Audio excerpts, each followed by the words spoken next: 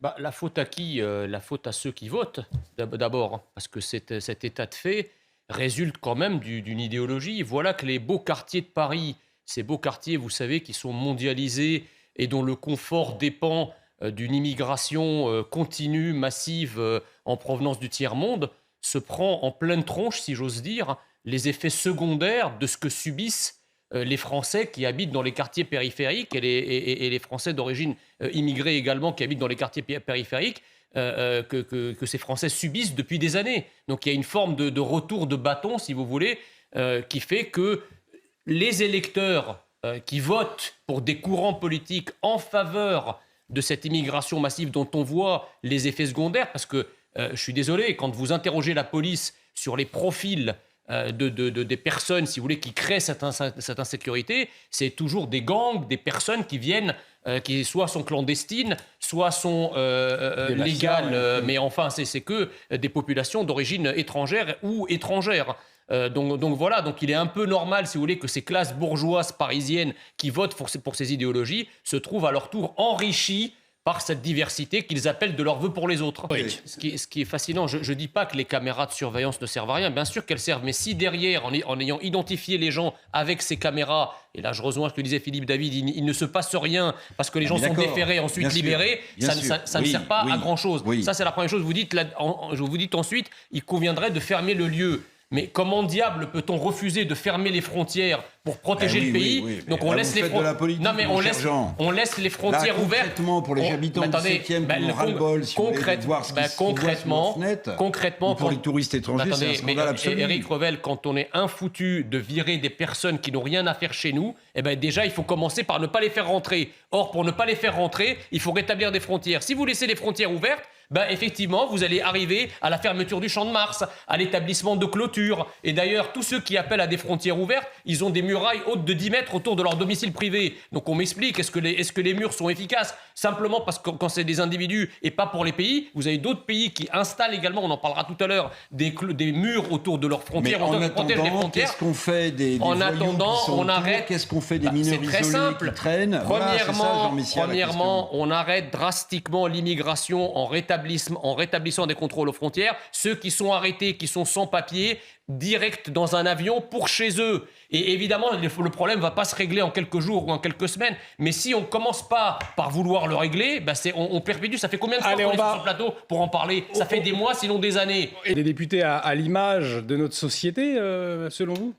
Alors, à l'image politique de nos sociétés, certainement plus que la législature précédente. Mais je ne crois pas que le rôle de l'Assemblée élue soit d'exacerber les tensions et les violences qu'il y a dans la société. Et justement, cette vertu démocratique, en première instance, vise à absorber les violences qu'il y a dans la société pour les traduire en un dialogue politique plus fructueux et plus apaisé, ce qui n'est pas le cas de cette Assemblée où, précisément, il y a des députés qui ont à cœur, au contraire, d'accroître et de relayer en quelque sorte la violence qui vient de la rue, ce qui n'est pas toujours une bonne idée. En tout cas, ce n'est pas pour ça qu'on les a élus.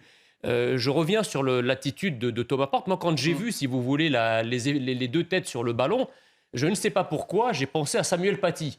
Et j'ai pensé également à Taha Bouafs, qui s'était baladé avec, rappelez-vous, la tête de Marine Le Pen sur une pique. Manifestement, la France insoumise aime un certain nombre de symboles qui reflètent une radicalité, si vous voulez, religieuse qu'il y a dans le pays, et une radicalité tout court.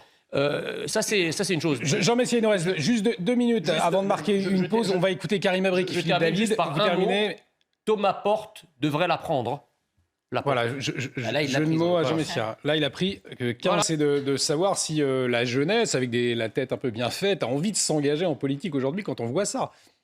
Vous savez, la classe politique est toujours le reflet aussi de la société. Je veux dire, l'effondrement, comme disait Éric Revel, l'effondrement généralisé de l'éducation, du savoir, des apprentissages finit par monter et atteindre aussi la classe politique. C'est malheureux, mais c'est ainsi. Par contre, si vous voulez, moi je m'étonne d'un paradoxe, c'est la plupart des médias mainstream et également le parti présidentiel renvoient dos à dos le Rassemblement national comme étant l'extrême droite et les députés de la NUPES et LFI comme étant l'extrême gauche. Excusez-moi, il y a quand même une différence de comportement et de respect de la démocratie entre ces deux courants. On a d'un côté le Rassemblement national qui joue le jeu de la démocratie, qui se respectabilisent, qui se notabilisent, qui s'embourgeoisent à certains égards, qui se dédiabolisent, pendant que de l'autre côté LFI, on a exactement le mouvement inverse, c'est-à-dire qu'on a des gens qui ne respectent pas la démocratie, qui sont en défi permanent de la démocratie représentative et parlementaire,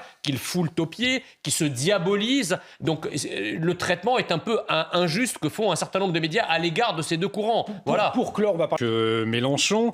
Néanmoins, est-ce que vous estimez qu'il a tort dans la forme ? Est-ce que vous estimez qu'il a raison sur le fond, Jean Messia ?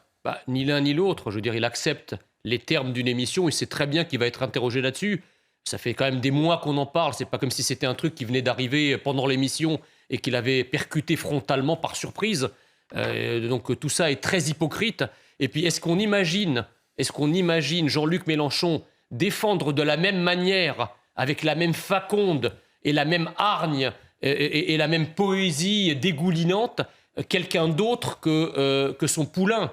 Et surtout quelqu'un d'autre d'un autre parti, s'il lui était reproché exactement la même chose. Donc Jean-Luc Mélenchon n'est pas sur ce qu'on reproche à Adrien Quatennens, qui se serait fait un plaisir de dégommer si ça avait été commis par quelqu'un d'autre, et notamment un adversaire. Le message qu'il envoie sur BFM, c'est quoi ? C'est pour calmer ses troupes en disant « c'est pas la peine de vous bouffer entre vous, parce que j'ai déjà désigné mon poulain est toujours là, quel que soit ce qui lui est arrivé sur le plan judiciaire ».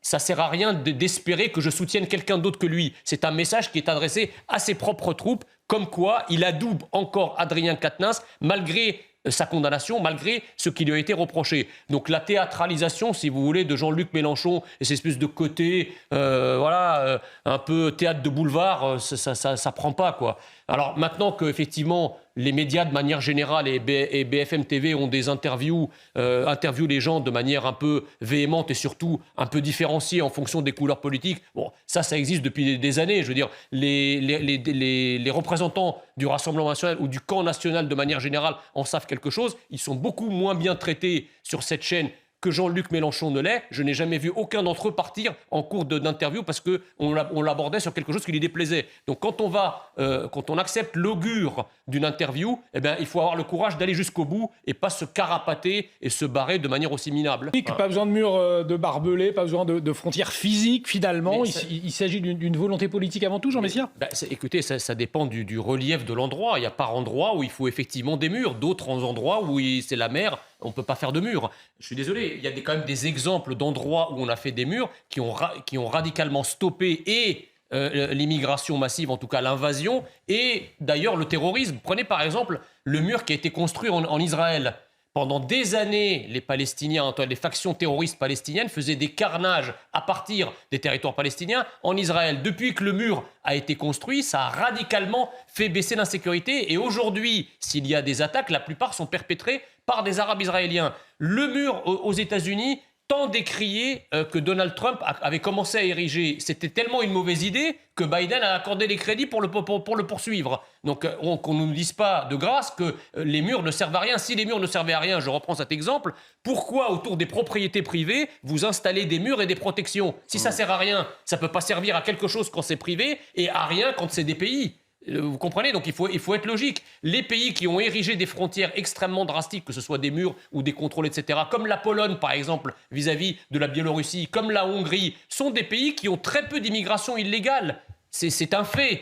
Donc qu'on ne nous explique pas que si on laisse les frontières ouvertes, c'est plus protecteur que si on met des contrôles aux frontières. Mais est-ce qu'il y a pas un dernier mot, Jean Messia, sur le sujet ? On va parler de la manifestation de demain aussi, actualité importante. Je suis fasciné par les personnes comme le représentant du Luxembourg qui semble tétanisé par l'idée d'une frontière ou l'idée d'une clôture, mais qui n'a absolument rien à dire sur les 120 coups de couteau qu'on subit en France tous les jours, sur l'insécurité majeure que subissent les pays européens qui sont à forte immigration illégale. Donc à un moment, si vous voulez, quand on veut se scandaliser de quelque chose, il faut se scandaliser de la réalité que vivent les peuples européens plutôt que de s'inventer des chimères fantasmagoriques et de se faire peur avec rien du tout au fond. Et je rigolais, c'est parce que Jean Messia avait une moue résignée. Ah ouais. Justement. Non, parce que vous avez parlé d'Emmanuel Macron qui s'exprimait sur la réforme depuis l'étranger. J'ai dit oui, parce que je pense qu'au fond, il s'en fout un peu de ce qui se passe en France, puisqu'à chaque fois qu'il se passe quelque chose en France, il en parle depuis l'étranger. Donc on se demande quand est-ce qu'il est en France pour parler de la France et pour parler des Français. Ça, c'est la première chose. La deuxième chose, c'est que je ne vois pas, si vous voulez, il y a toujours un lien inversement proportionnel entre le durcissement d'un mouvement et sa généralisation. C'est-à-dire qu'à partir du moment où un mouvement se radicalise, c'est précisément parce qu'il perd en extension dans la société. Si c'est un mouvement très intensif, il ne sera pas extensif. C'est-à-dire qu'il n'y aura pas des millions de personnes dans la rue et en même temps un durcissement d'un nombre de plus en plus important de personnes. Au contraire, c'est à mesure justement que le mouvement perd de son intensité en termes de mobilisation que ceux qui se mobilisent vont se radicaliser. Moi, je ne vois pas, si vous voulez, aujourd'hui, de mouvement général, si vous voulez, d'élargissement à des groupes de salariés ou à des salariés de plus en plus nombreux qui se joindraient au mouvement de grève. Parce qu'on sait très bien que les Français sont très attachés à leur pouvoir d'achat. On sait très bien que la grève est coûteuse sur le plan du salaire. Et effectivement, aujourd'hui, quand on voit l'état de la France et notamment la sensibilité par rapport au coût de la vie et au pouvoir d'achat, je ne suis pas sûr qu'une majorité de Français soit prête à se mobiliser, même pour quelques euros de perte, fût-ce pour un risque existentiel. Donc, alors, est-ce que Éric Revel et Philippe David dire demain journée décisive, c'est effectivement une journée décisive demain ? C'est une journée décisive parce qu'effectivement, s'il y a une mobilisation massive, ce qu'on peut souhaiter, parce que si le gouvernement, si vous voulez, n'entend pas que le pays tout entier refuse cette réforme, vous avez vu déjà au niveau parlementaire, il y a quand même une bronca, quoi qu'on puisse en penser sur la forme, il y a quand même un refus d'une grande partie des députés de cette réforme. La rue, c'est une mobilisation qui est quand même historique du point de vue des syndicats. Je veux dire, les Gilets jaunes, c'était un mouvement spontané, on ne peut pas le comparer à ça. Mais là, il y a beaucoup plus de personnes que du temps des Gilets jaunes. Et on disait que les syndicats étaient morts, que les mobilisations seraient désormais spontanées, mobilisation 2.0, etc. Et force est de constater que là, c'est une mobilisation classique. Et enfin, les sondages qui donnent également une majorité de Français radicalement opposés à cette réforme. Donc si le gouvernement veut bien daigner ouvrir ses écoutilles pour écouter le pays, parce que effectivement, le seul argument du gouvernement consiste à dire « Mais attendez, vous avez voté pour Emmanuel Macron », ce qui est vrai. D'ailleurs, beaucoup de ceux qui s'opposent aujourd'hui à la réforme des retraites, comme la NUPES, ont voté pour Emmanuel Macron. Donc leur opposition aujourd'hui paraît peu légitime au regard de leur vote. Mais n'empêche que nous ne sommes pas dans une dictature démocratique. Ce n'est pas parce qu'on a voté pour un président de la République que cela revient à l'adouber sur les 5 ans et pour tout ce qu'il peut proposer. Donc là, en l'occurrence, il y a un refus massif du pays de cette réforme. Il serait temps que le gouvernement et Emmanuel Macron sortent de leur autisme politique pour écouter le pays et enfin ouvrir des négociations et abandonner cette réforme qui est très impopulaire.